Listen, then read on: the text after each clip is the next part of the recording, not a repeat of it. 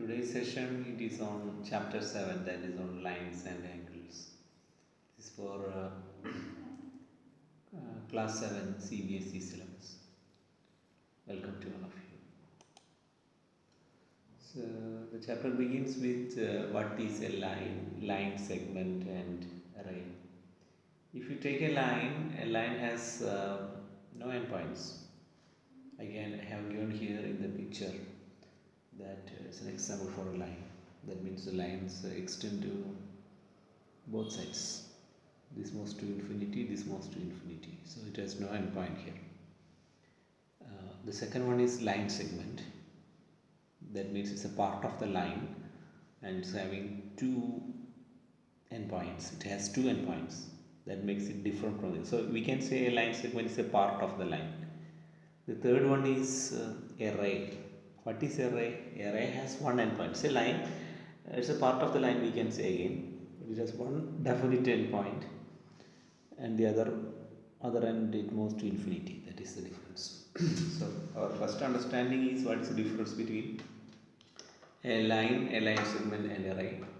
So in short, we can say a line has no endpoints, a line segment has two endpoints, and array has one endpoint. Going to next is what is an angle. An angle is formed when line or line segments meet or intersects. This is how an angle is formed. That's the definition saying. An angle is formed when line or line segments they meet or intersect each other. The main, or you can say the important part in this chapter is about that we have to understand the theory very well. Then only we can work out on the problems. Work out the problems that is given. Next, related angles, complementary angles. Here, if we take when the sum of the measures of two angles is 90 degree, we say that the given angles are complementary to each other, complement to each other. We will be given two angles, and sum of the measures of that two angles will be, the sum total will be 90 degree. Next is supplementary angles. So what is supplementary angle? When the sum of the measures of two angles is 180 degree, we will be given two angles and sum of the measures of that two angles will be 180 degree. Then we will say that those angles are supplement to each other. Okay. Next.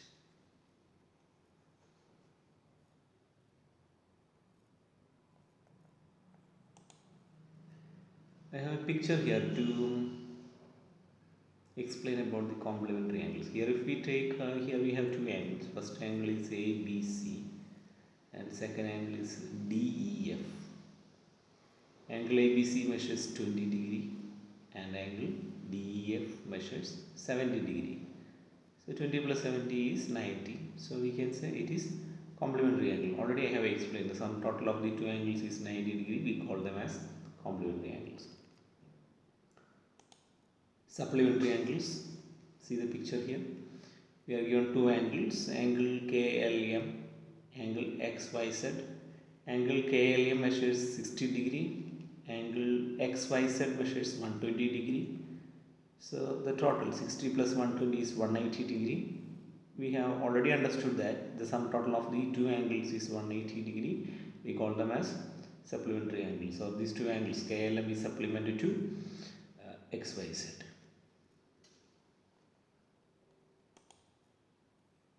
Next, about adjacent angles. What are adjacent angles? We say two angles are adjacent. We have some three conditions here. They are next to each other. They have a common vertex and they have a common arm. The non-common arms, they are on either side of the common arm. That means the non-common arms, they are on both sides of the common arm. This is the main condition for adjacent angles. I will explain it in detail with the help of the picture.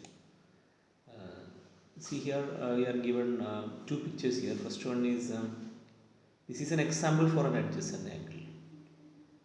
Here we can see angle 1 and angle 2 here, and they share a common arm, this one. The other two arms, they are on the either sides of this common arm. That is why we call it as an adjacent angle. When solving the problem, the main thing that we have to take care into account is how is this angle marked. Here you can see this is angle 1 and this is angle 2. Suppose in an examination they give like that, this is 1 and this is another one, then you can see that the this will not be an adjacent angle at all. And in the second picture here you can see that it is not adjacent angle. Why? Because they don't have a common vertex here. We are given three conditions. We have to always check whether it is meeting that three conditions or not. Then only we can say it is adjacent angle or not. Next is linear pair. Linear pair, we can say it is a type of adjacent angle, but here it's one extra condition is that the non-common arms there will be opposite rays. We have already seen what is a ray. That means a ray has one uh, endpoint and the other end it extends to infinity. That we already have understood about the rays. So here a linear pair, if you take, it is a pair of adjacent angle whose non-common arms they are opposite rays. We can clearly understand it with the help of a picture. And further we can the main understanding here is a pair of angles that is placed adjacent to each other is called a linear pair if the sum of the measures is 180 degree. Sum of the measures of those two angles is will be 180 degree. You can see it with the help of a picture. We have a picture here. See here, it's a linear pair example I have here.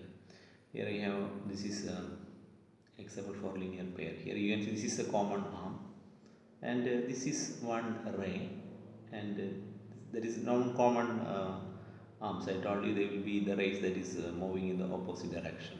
So this angle 1 and angle 2, it will measure 180 degree. This is how we can easily find out a linear pair. Now about vertically opposite angles. The definition goes on like this: when two lines intersect, the vertically opposite angles so formed are equal. This is the main understanding we should have to make when we are going to solve the problems. When two lines intersect, the vertically opposite angles so formed they are equal. I'll explain with the help of the picture again. Here you can see that this is one line, this is another line. They intersect here and forms four different angles. And here which is vertically opposite, this is angle 1 and 3, this is one pair, this is another pair, 2 and 4. So this is the vertically opposite angle here. So that is the end of the part 1. So thank you for watching the video.